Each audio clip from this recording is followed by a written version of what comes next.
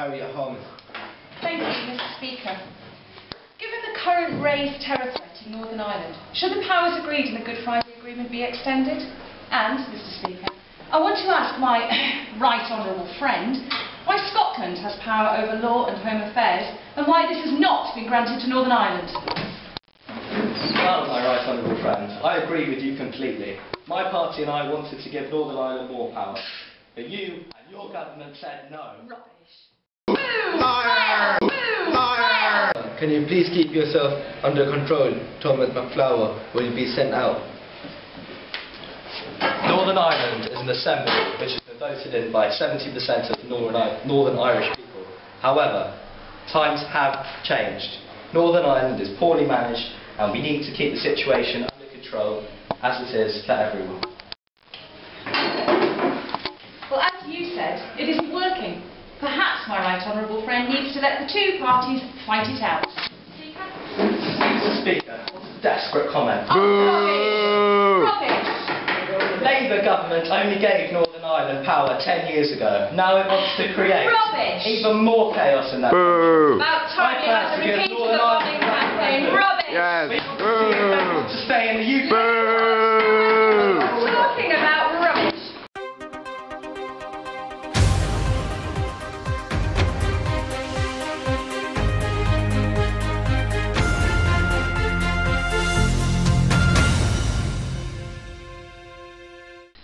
I'll be asking some questions shortly, but first, let me take you through the key points of the Northern Ireland Devolved Assembly, using the assistance of a few characters. George Best, 1968, Manchester United. For that reason alone, Northern Ireland should be given independence. Between 1921, when this lady was born, and 1972, Northern Ireland had the ability to legislate on most domestic issues. Can you point the camera up, please? You want to see me? In 1972, these powers were suspended and direct rule from Westminster was put into place. In 1999, legislative powers were restored to Northern Ireland. However, under the 1998 Northern Ireland Act, some powers were still reserved to Westminster. For example, the police. On the 2nd of February 1999, power was devolved to Northern Ireland. But don't worry, for just €12 you can fly to London Stansted with Ryanair, Britain's low-cost airline. Now, the mechanics of the Northern Ireland Assembly. Bills or proposals are created. For example, the Assembly believes that Christine Blakely, a daughter of Northern Ireland and the best television presenter in the world, should run the BBC and moves its HQ to Belfast. This must be proposed to the Speaker, and then it is considered by the Assembly. If the Speaker sees the bill as being within the Assembly's competence, i.e. the devolved power is allowed to legislate, it can be scrutinised and debated by the appropriate statutory committee. The committee reports back to the Assembly, where a vote is taken.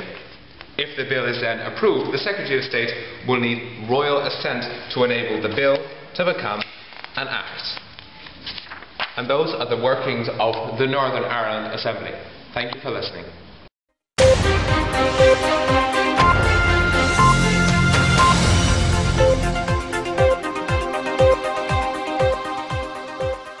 Mr. Parliament, I'd just like to tell you that I, as Deputy Speaker, am standing in for John Bercow today. He's out campaigning for Labour. First of all, Mr. Prime Minister, let me give you some insight into the problem in Northern Ireland. Unlike local governance in the rest of the United Kingdom, the 26 local councils in Northern Ireland have not got any power. As a conservative government, it's become a big society. Shouldn't you be devolving more powers? Education, road building and housing, the staples of every community. Do our local authorities have control for these things? The answer, Mr. Prime Minister, is no. As a Conservative government, any fool can sort out waste and recycling and leisure services. Don't you agree with that? Shouldn't you really be giving us the powers that we as a people deserve?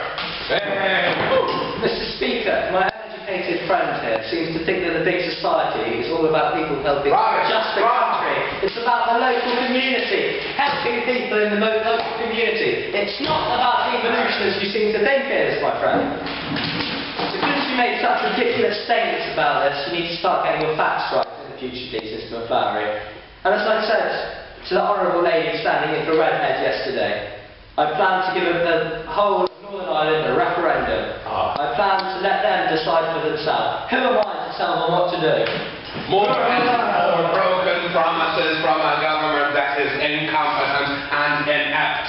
Northern Ireland may have primary legislative power, meaning that Stormont in Belfast can make laws on things like education. But why doesn't our Assembly have power on issues like defence, taxation and foreign policy? Stop avoiding the question, Mr. Prime Minister.